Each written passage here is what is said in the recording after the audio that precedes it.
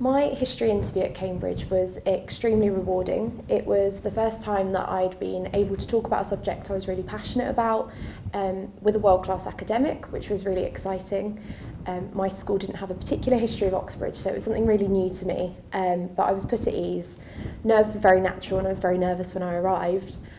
However, I quite quickly felt really comfortable and got a lot out of it. And it's surprising how much you know about your subject and how passionate you are when you're allowed to talk about it and allowed to really engage. My Cambridge interview was really nerve-wracking. I came down 5 hours on the train, I was quite tired, and obviously you come to Cambridge and there's always these fascinating buildings, there's this history, and you instantly feel a sense of imposter syndrome, of do I belong here, should I be here, did I really get an interview? The interview itself I did find quite challenging. I was given a text from the British Empire, I'd never studied the period before, and I didn't know what half the words meant. I was then given 50 minutes prep time and I had to go into the interview feeling quite uneasy with the subject matter. But the people interviewing me were really friendly, very understanding. I had a few stabs at it and answered a lot of questions where I'm not entirely sure. But it was just all about having that self-belief and knowing that you do have an answer somewhere in your head. And with a little bit of self-belief and some hard work, it wasn't as bad as I feared at all. I remember being very daunted before the process. But then I was sat in there, and the first interview they talked a lot about my personal statement. And I really got the sense that they were pushing me on the stuff that I wanted to talk about, that I was passionate about. I remember talking about Vietnam and war films, and my interviewer was a big fan of American war films. So we just sort of bonded over that, which was nice and really put me at ease. The second interview I felt didn't go too well, but in hindsight I feel like they were just pushing me and trying to challenge me, and it wasn't so much that I couldn't step up to that, more so that they were just trying to see the way I thought, and even though I thought it went badly, it clearly was positive in the end, I think. My Cambridge history interview was actually in 2 parts. The first one, I had to look at some unseen materials I hadn't looked at before, and I had 15 minutes to prep for that, and I remember them going so quickly. And I was almost a bit put off when I went in, because when you're discussing materials with teachers, you're used to getting a lot of positive feedback, and they are trying to put you on the spot a bit, so I didn't get a huge amount back. So I walked out of that one, walked around the college and was like, okay, I need to do well in the next one. And went in.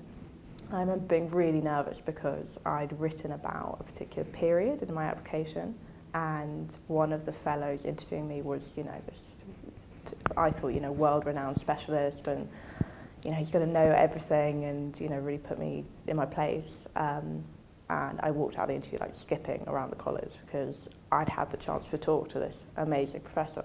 And, he hadn't put me down. He'd engaged with me and said, how would you respond if I told you this? And it was all really constructive. And yeah, it was quite mixed, but I remember going back to my family and my brother seeing me like skipping away and saying, right, okay, yeah, even if you don't get in, like, you clearly enjoy that kind of teaching, so. My Cambridge interview was actually a lot more fun than I expected it to be. I think it's one of those experiences where you don't expect to have any fun when you're doing it, but once you've come out of the interview and you're sort of beaming, smile all across your face like a Cheshire cat, you're actually like, actually, that was a lot of fun. And that was the case with me. I think there's a misconception and that matters what you wear when you come to the interview.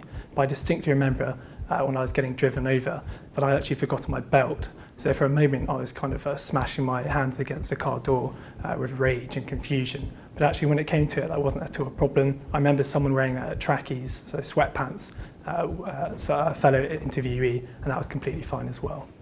When I came actually to the interview, the first interview, I had 2 interviews. One of them was an unseen passage I was given 40 minutes to read, and that was a fine experience. I actually had enough time to brush my teeth in between going to the interview itself.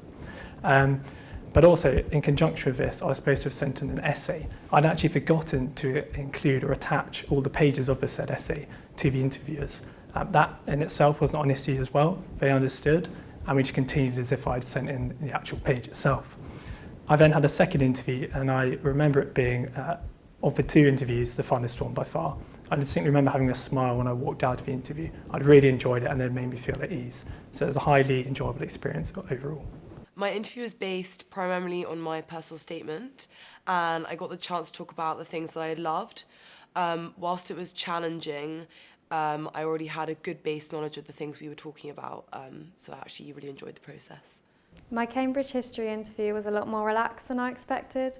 My interviewers were really friendly. They put me at ease straight away by talking about a piece of work that I'd submitted in advance, and it made me consider things I'd studied before in a new light, and I also got to talk about things I'd never heard of before.